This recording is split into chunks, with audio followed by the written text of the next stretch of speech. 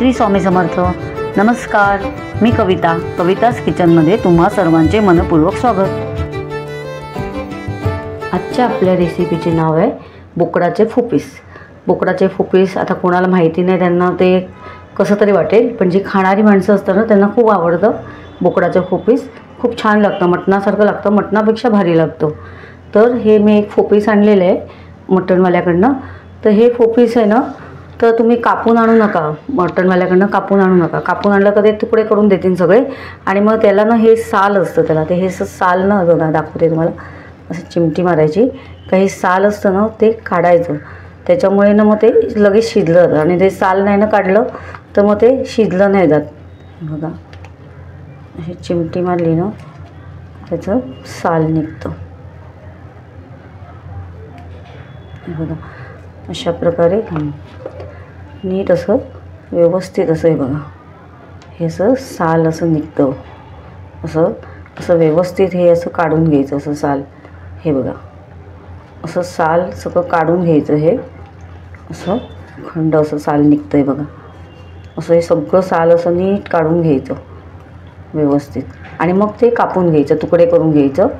आता मी हे सगळं साल काढते आणि मग सगळे तुकडे करते. सगळं वेळीवरती तुकडे करायला लागतील तर मी वेळीवरती तुकडे करते. असं सगळं साल काढून घ्यायचं आहे बघा. अशा पद्धतीने पटापट निघतं ते साल. तुम्ही जर मटणवाल्याकडनं कापून आणलं तर मग तुम्हाला साल नाही काढता येणार. तुकड्या तुकड्यांचं कसं साल काढणार. हे असं अखंड असलं ना तर व्यवस्थित साल काढता येतं. असं हे बघा, हे असं पूर्ण असं साल सगळं काढून घ्यायचं. याच्यामुळे लवकर शिजलं नाही जात ते. साल काढलं ना मग व्यवस्थित शिजलं जातं. हे बघा हे असं हे साल आहे, कातडं साल म्हणजे सॉरी कातडं असतं ते फुपीसला, ते काढायचं असतं. हे बघा असं हे सगळं काढून घ्यायचं. आणि मग हे आपण कापून घेऊ. आता मी वेळेवरती मग ते कापून घेते. आता हे सगळं साल मी काढते संपूर्ण आणि मग कापून घेते. खूप छान लागतं हे पण फुपीस. आणि स्वस्त आणि मस्त. फुपीस काय महाग नसतं, मटण कसं महाग असतं. म्हणजे हे खूप स्वस्त पण आणि खायला पण खूप छान लागतं. आता मी काढून घेते आणि कापून तुकडे करून तुम्हाला दाखवते. हे नळी पण घ्यायची असते, हे नळीचे पण तुकडे करून घेते. आता मी तुम्हाला तुकडे करून धुवून दाखवते. बघा अशा प्रकारे मी फुपीसचं कातडं काढून तुकडे करून धुवून स्वच्छ घेतलेले. आता त्यासाठी लागणारे साहित्य दाखवते. तर त्यासाठी लागणारे साहित्य इथे मी 3 पळी तेल घेतलेलं आहे. आलं लसूणची पेस्ट घेतलेलं आहे 4 टेबलस्पून.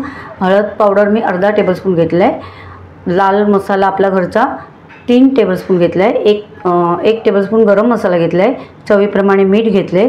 थोडीशी कोथिंबीर घेतलेली आहे. 1 कांदा घेतला आहे छोटा.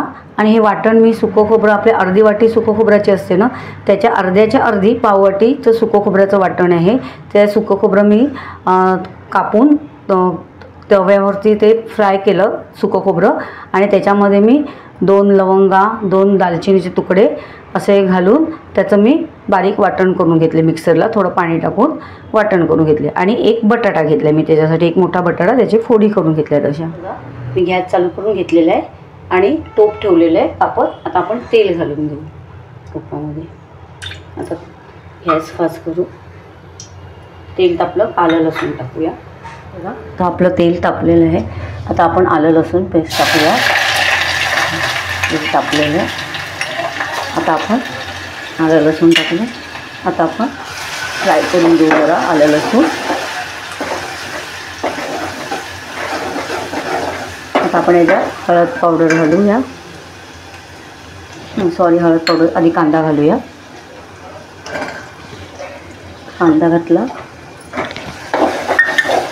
गॅसची फ्लेम फास्टच ठेवायची आता. आणि कांदा थोडा मऊ पडून द्यायचा. हळद घालून घ्यायचा. कांदा आपला आता नरम पडलेला आहे, चांगला सवतळून झालेला आहे. आता आपण त्याच्यात हळद पावडर घालूया. मसाला घालू आणि चांगला मसाला पण चांगला सवतळून घेऊ.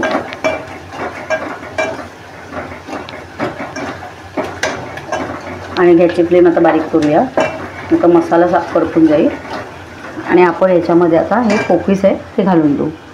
हे जे फुपीस आहे ते आता आपण याच्यामध्ये घालून देऊ.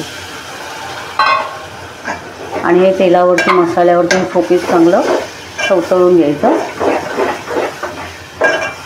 चांगला मसाला लागला पाहिजे त्याला, असं चांगलं सवतळून घेऊया. हे कोपीस चांगलं मस्त सवतळलेलं आहे. आता आपण ताटलीवरती पाणी ठेवून जरा वेळ ठेवूया असं मसाल्यामध्ये. एक 5 मिनटं बारीक फ्लेम करूया गॅसची. एक 5 मिनटं ठेवूया. बघा आता आपली गॅसची फ्लेम बारीकच होती. आता मी काढू. 5 मिनटं झालेली आपली. 5 मिनटं झालेले. आता गॅसची फ्लेम वाढूया परत. आता आपण हा जो वरती पाणी ठेवलेला तो टाकून देऊ याच्यामध्ये. आता आपल्याला हे कोपीस शिजत ठेवायला लागेल, त्याच्यामुळे आता आपण पाणी घालून शिजत ठेवू. आता आपण याच्यावरती ताटलीवर पुन्हा पाणी टाकून शिजत ठेवूया कोपीस. आपण ताटलीवर पाणी ठेवले आणि गॅसची फ्लेम वाढवायची, मीडियम टू हायवरती शिजत ठेवूया. मग नंतर थोड्या वेळाने बघूया शिजले का. आपण बघूया कोपीस आपण शिजत ठेवले.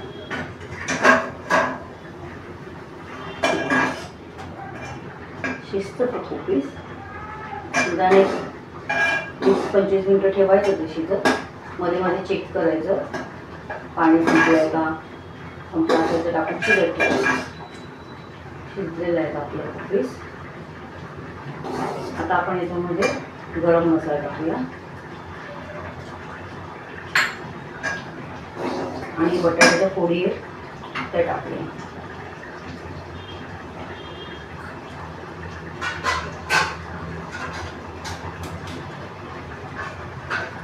बटाट्याच्या फोडी ते टाकून देऊ आपण.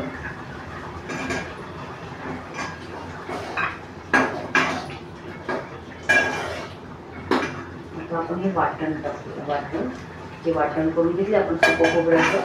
सुकं खोबरं तळून घेतलं आणि त्याच्यामध्ये 2 तवचे तुकडे आणि 2 लवंगा टाकल्या आणि 1 हिरवी मिरची पण टाकली. बघाची हिरवी मिरची बोलली नाही, हिरवी मिरची टाकली.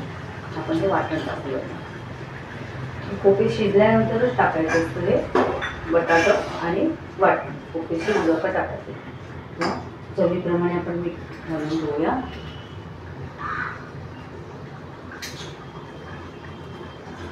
आणि आता आपल्याला जसं हवे तसं, आपल्याला रस्सा हवे थोडासा तर रस्सा त्याप्रमाणे आपण टाकून घेऊ.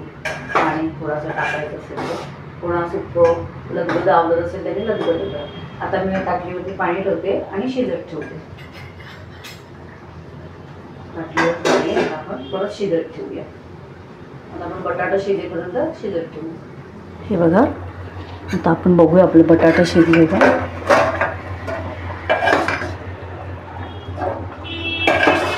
बघा शिजलेलं आहे बटाटा आणि मस्त झालेलं आहे. वास पण खूप सुंदर सुटलेला आहे, एकदम घमघमीत. आता आपलं बटाटा शिजले का ते आपण बघूया. हे बघा शिजले बटाटा. असं बटाटा शिजलं ना, फुटलं ना असं बटाटा आपलं झालं. मस्त झालेलं आहे. फोपीस पण खूप छान शिजलेलं आहे. तुम्ही ते फोपीसाचं कातडं काढलं ना का फोपीस मस्त शिजणार. कुकरला लावायची पण गरज नाही लागणार. अशा पद्धतीने आपलं खाण्यासाठी तयार बोकडाचं फोपीस. खूप छान आहे, नक्की ट्राय करा. आणि नरम नरम असतं, मुलांना पण खूप छान आवडतं, छान ते खातात नरम नरम. तर नक्की ट्राय करा. अशा प्रकारे आपलं झालेलं आहे फोपीस. आपण गॅस बंद करून घेऊ. आता आपण थोडीशी कोथिंबीर घालून घेऊ त्याच्यामध्ये. नाही टाकलं तरी चालते छान, पण कोथिंबीरने कसं छान दिसतं. थोडीशी टाकायची. आता आपण हे काढून घेऊया. बटाटा मटणासारखंच होतं मस्तपैकी. बटाटा टाकून खूप छान लागतं. तुम्हाला सुक्कं हवं असेल तर सुक्कं करा, पण रस्सा पण छान लागतो कोपीसाचा. नक्की तुम्ही ट्राय करून बघा. कोपीसाचा रस्सा पण खूप छान लागतो. हे आणि बाळंतीण झालेली असली ना का बाळंतीणीला खास फोपीस देतात, त्याच्यामुळे तिला दूध येतं. तर आमची आई सांगायची, मामाचे वगैरे सगळे आम्हाला द्यायचे तसे. तर फोपीसामुळे दूध येतं बाळंतीणीला. पण तिला हळदीचं करून द्यायचं. हळदीचं पण खूप छान लागतं, एक नंबर. त्याच्यात बटाटा नाही टाकायचं, नुसतं लसणाच्या फोडणीवर पण हळदीचं खूप छान लागतं. अशा प्रकारे खाण्यासाठी फोपीस. अशा प्रकारे तुम्ही भाकरीबरोबर, तांदळाच्या भाकरीबरोबर, ज्वारीच्या भाकरीबरोबर, भाताबरोबर पण खूप छान लागते. नक्की ट्राय करा.